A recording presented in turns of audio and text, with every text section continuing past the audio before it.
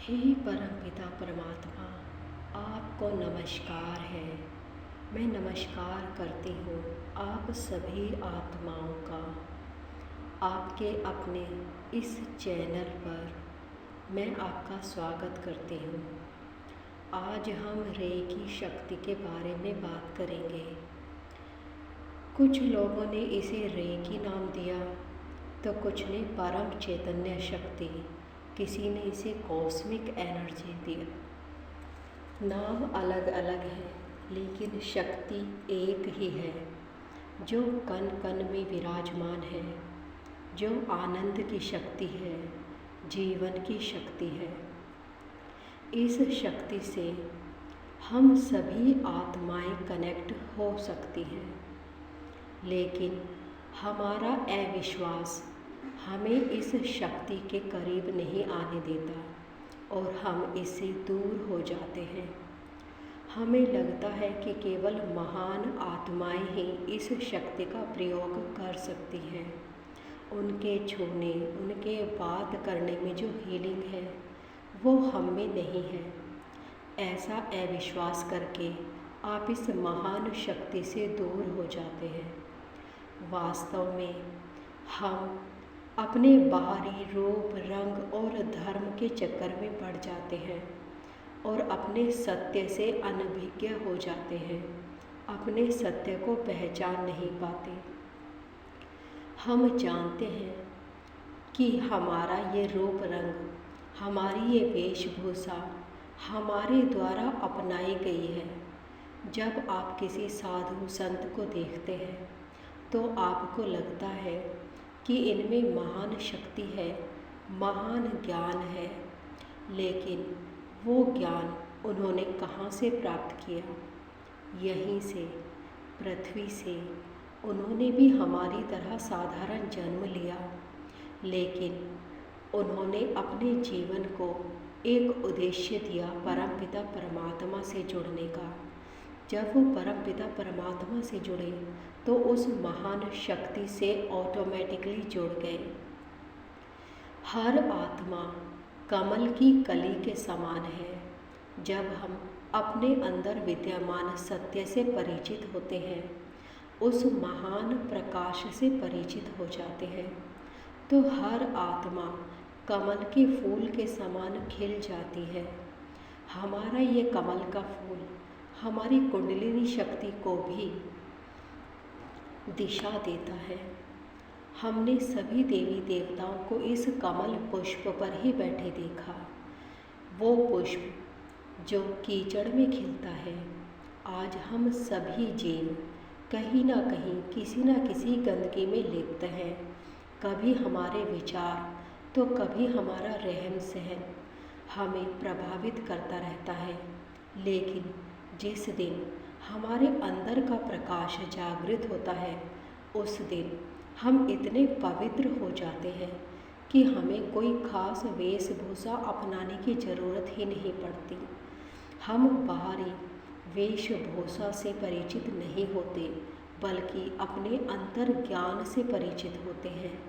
ये महान ज्ञान ही हमें उस परम चैतन्य शक्ति से जोड़ता है, और जब आप इस परम चैतन्य शक्ति से जुड़ते हैं तो वो शक्ति आपके सहस्त्रार से होते हुए आपके शरीर के रोम रोम में प्रवेश करती है, और उस वक्त वो शक्ति आपकी हाथों की हथेलियों पर केंद्रित हो जाती है, आपकी जिह्वा पर भी बैठती है।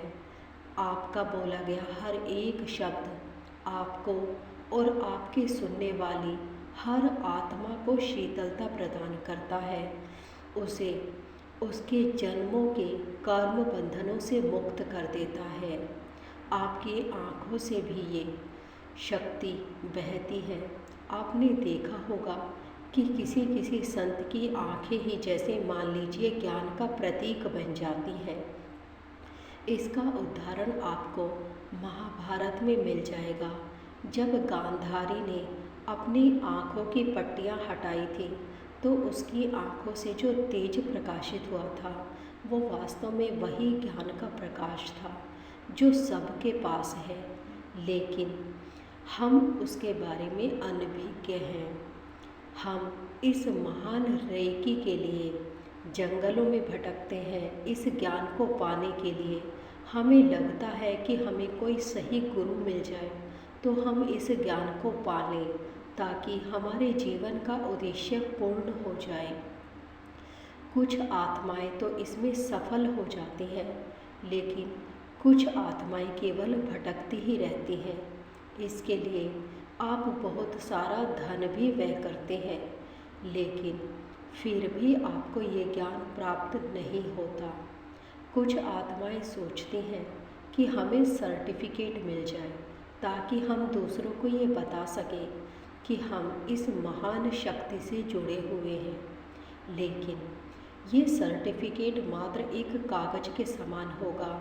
आपसे इसके चक्कर में बहुत सारे पैसे तो ले लिए जाएंगे, लेकिन ऐसा ज़रूरी नहीं है कि आप इस शक्ति से कनेक्ट हो सकें।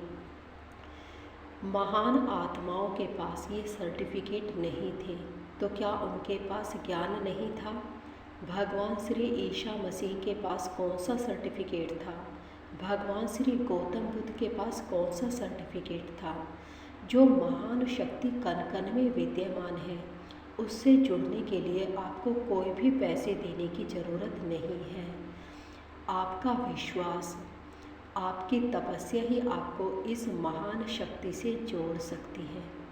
मैं हर उस आत्मा का आवाहन करती हूँ जो इस महान शक्ति से जुड़ना चाहता है, जो चाहता है कि ये महान शक्ति उसके रोम रोम में प्रवेश कर जाए, जिससे उसका जीवन इस तरह से परिवर्तित हो जाए कि वो स्वयं भी अपने अंतर को महसूस कर सके।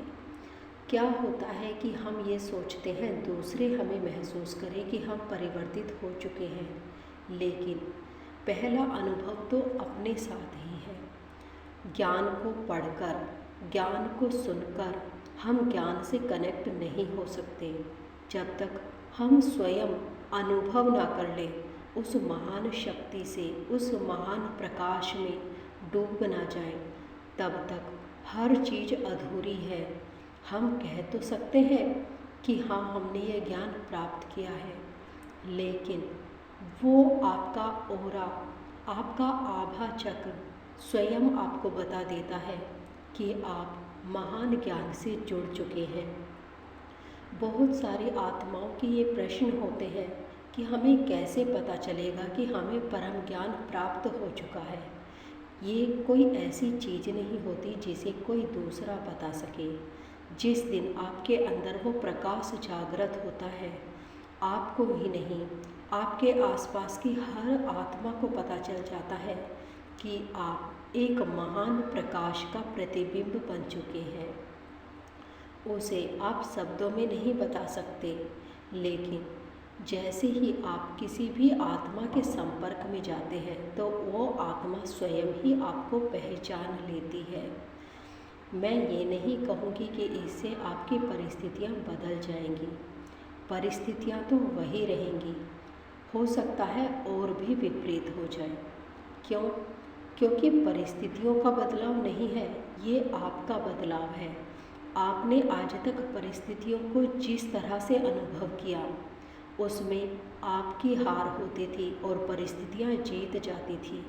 लेकिन जब आप इस महान ज्ञान से जुड़ जाते हैं तो जीत आपकी होती है और परिस्थितियाँ हार जाती हैं। जब हम सत्य ज्ञान से परिचित हो जाते हैं, उस वक्त आत्मा और परमात्मा अलग अलग नहीं रहते। जब एक आत्मा अपने सत्य ज्ञान से परिचित हो जाती है तो वो परमात्मा स्वरूप हो जाती है, परमात्मा हो जाती है, परमानंद से कनेक्ट हो जाती है।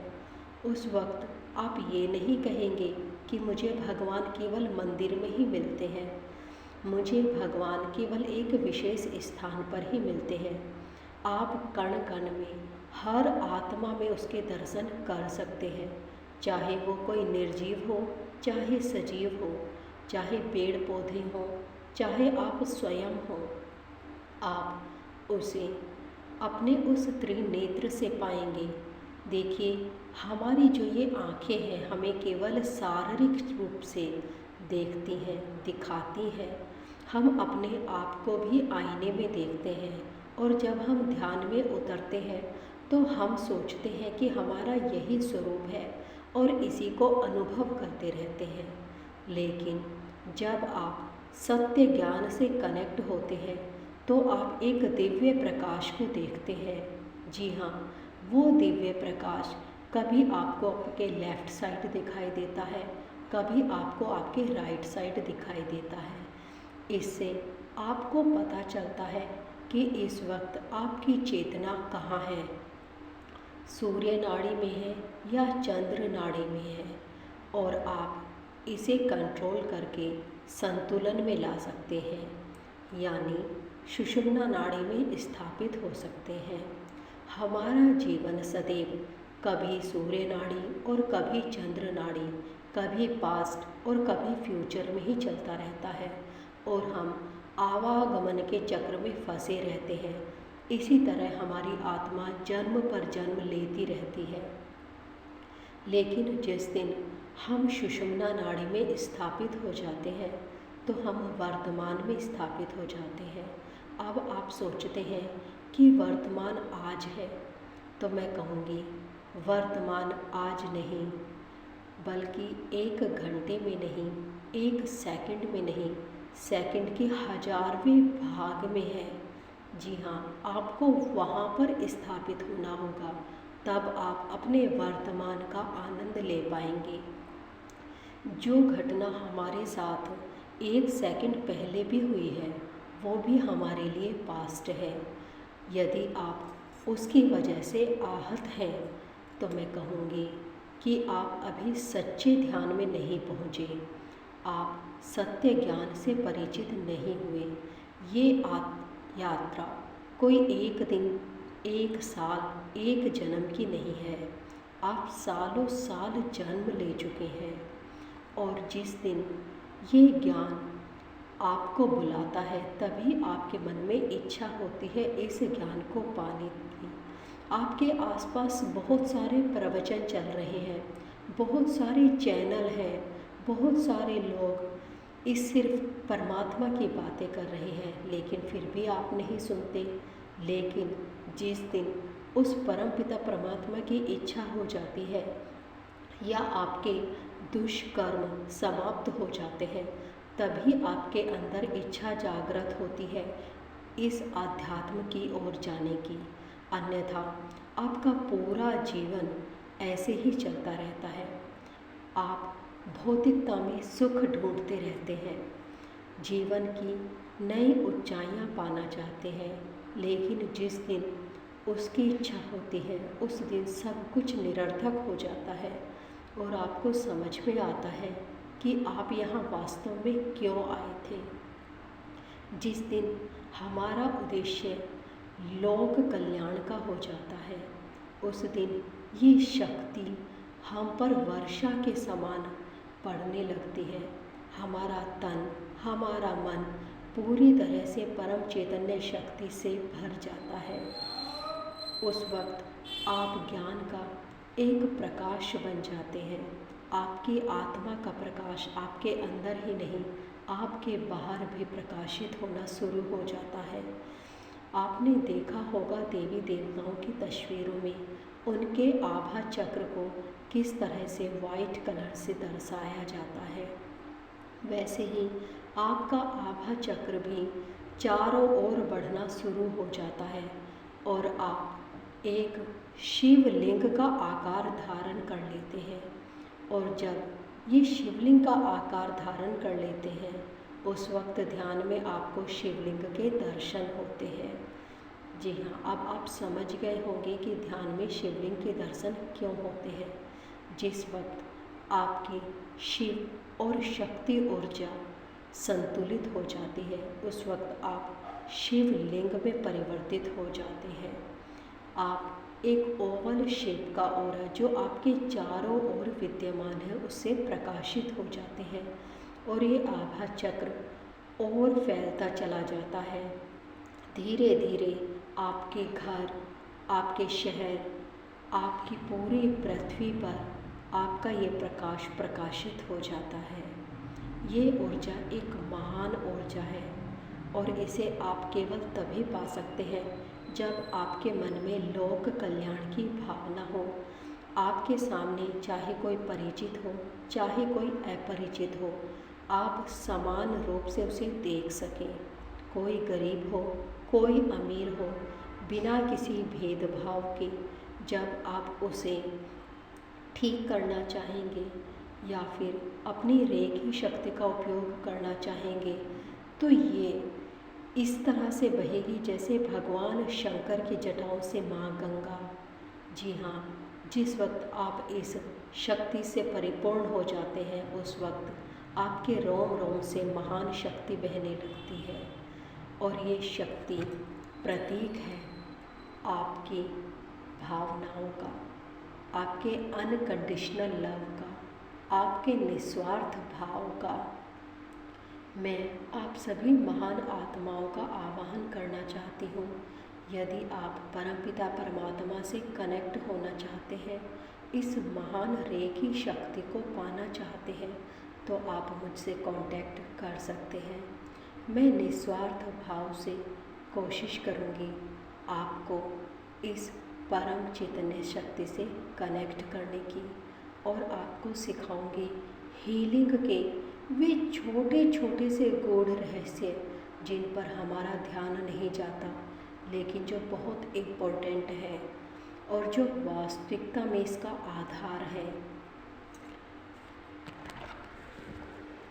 यदि आप कोई भी कमेंट करना चाहते हैं तो आप खुलकर कर सकते हैं।